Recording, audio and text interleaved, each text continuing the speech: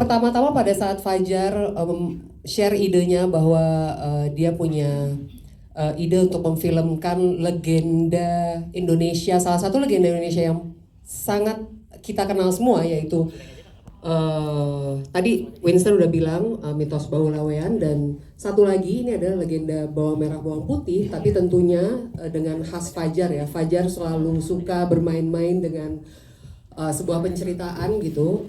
Dia nge-pitch ke saya adalah apa sih yang terjadi dengan si bawang merah dan bawang putih itu dari cerita legenda yang selama ini kita ketahui gitu. Oh, pada saat dia share cerita seperti itu saya langsung tertarik. Oh iya ya, apa yang terjadi dengan kakak adik ini gitu. Jadi dari situ kita coba mengeksplor sebuah cerita apa yang terjadi dari dua perempuan kakak adik ini.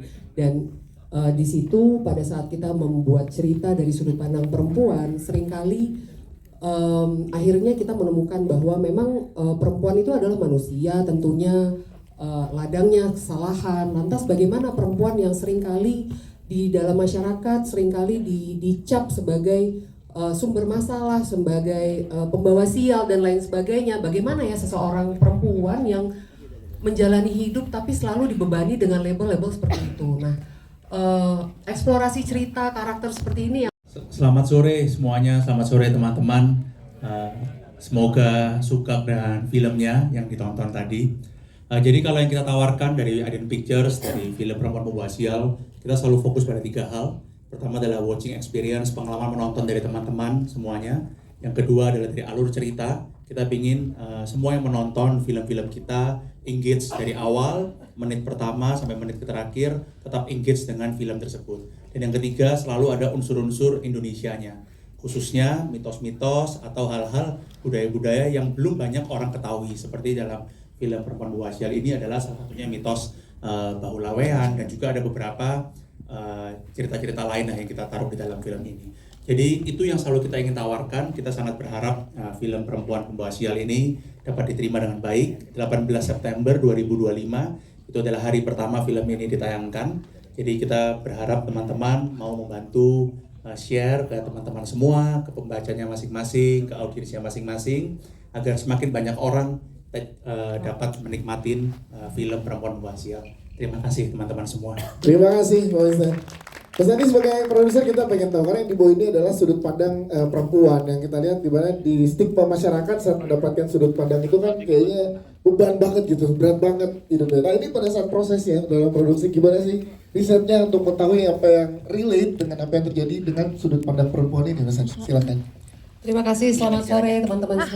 Ada salah satu cerita yang sangat spesial buat saya karena sebagai perempuan saya juga mencoba menempatkan diri saya di karakter Mirah, di karakter Putih. Tadi teman-teman semua sudah nonton ya, bagaimana kita jika kita pernah membuat kesalahan gitu ya, seperti Mirah, bagaimana kita jika sebagai perempuan pernah disakiti seperti Putih, apakah kita juga akan memiliki perasaan-perasaan seperti mereka? Apakah orang-orang yang salah tidak pantas untuk mendapatkan kesempatan kedua? Jadi hal-hal seperti itu yang menurut saya sangat penting, sehingga cerita ini adalah cerita yang sangat penting untuk diceritakan. Dan ya akhirnya ya saya dan Winston kami sepakat untuk memfilmkan cerita ini. Ini cerita yang sangat penting untuk kita share ke penonton film Indonesia sih. Yes. Dengan sudut pandang itu juga akhirnya tercipta latar belakang bekerja di pabrik wig juga itu.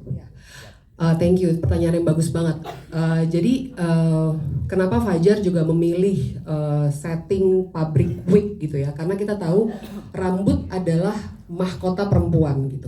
Ada masanya di mana rambut itu adalah kayak moneter, kayak apa ya? Sebagai sistem uang gitu kan ya, bagi perempuan gitu. Jadi bawang merah bawang putih juga menceritakan tentang sibling rivalry gitu ya. Jadi aku rasa itu adalah memang semiotik yang selalu Fajar coba masukkan di dalam film-film yang dia selalu ciptakan gitu. Dan ya saya sih suka dan thank you dia bisa menangkap itu sih.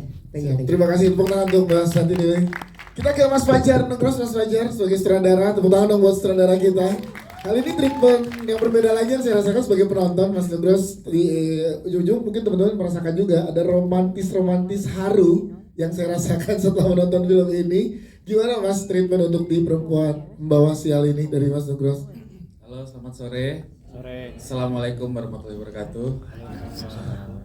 Ya, ini tuh film horor kedua saya dan bagaimana saya menuangkan semua ketakutan saya di masa kecil gitu. Jadi bagaimana merangkai semua ketakutan itu dan mencoba membaginya ke orang lain, dan siapa tahu banyak teman-teman kita, penonton kita di luar sana yang juga merasakan ketakutan-ketakutan kecil itu sepanjang hidupnya gitu. Orang tua lagi pergi, di rumah lagi sendirian masak Indomie, tiba-tiba pintu pagar kebuka, ada orang langkah, pasti kita langsung teriak, siapa? Gitu. Ya. Jadi yang seperti itu yang kemudian mau saya tuangkan di sini gitu, dan hopefully menjadi penyegaran bagi penonton horor kita yang sudah disuguhi banyak film horor, dan jadi pilihan Role dengan Mas Andi sebagai produser untuk teman-teman, sehingga pacing yang terjadi di film ini tuh tepat gitu rasanya. Kayak ada jump scare yang kaget ya tadi beberapa yang wah nggak disangka di tempat di situ gitu. Untuk ngobrolin pacingnya seperti apa? Ya itu saya masih terus belajar ya untuk mempacing film horor gitu, untuk supaya ya penonton kita sudah disuguhi banyak banget horor. Mereka kadang-kadang sudah pada bisa nebak di mana keluar itunya gitu, dan di sini kita diskusi terus sama Santi, sama editornya Mama Tanggoro gitu, untuk gimana sih caranya untuk nipu penonton dengan baik gitu. Kok nipu bahasanya? Biar nggak ketebak gitu ya. Itu maksudnya. Iya. Betul. Jadi banyak diskusi dengan editor dan produser. Tepuk tangan buat Mas Nugros, thank you Mas Nugros. Thank you. Dan Mas Moji sebagai penulis skenario Mas, dari cerita yang dibawa oleh Mas Nugros dari keresahan di masa kecil, kemudian dibawa ke keresahan juga dengan sudut perempuan. Gimana proses kreatif dalam penulisannya, Mas Moji? Boleh ceritakan? Selamat sore semuanya, terima kasih udah datang. Sebenarnya tuh waktu itu kita ketika ngobrol itu lebih ngomongin konsep dasarnya dulu sih. Bagaimana kesialan itu tercipta gitu. Pada dasarnya mungkin banyak dari kita tuh sudah sial ketika kita lahir, di mana, dari keluarga mana dan segala macam. Ada juga yang perjalanan para karakternya yang kemudian dari kesialan yang mereka, titik awal mereka lahir menjadi kesialan pertama, kemudian mereka berjuang untuk mendapatkan kemenangan-kemenangan kecil itu. Sebenarnya kita pengen menceritakan sih di situ ya. Jadi teror manusianya, teror kepada kutukannya gitu. Bagaimana ketika kesialan sendiri itu adalah kutukan gitu. Seberapa lama Mas pada saat itu berproses untuk mendevelop skripnya?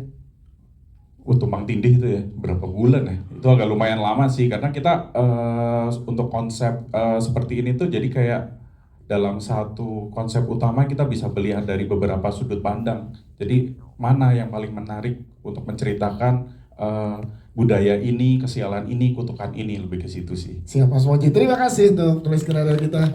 Kita ke jajaran case kita.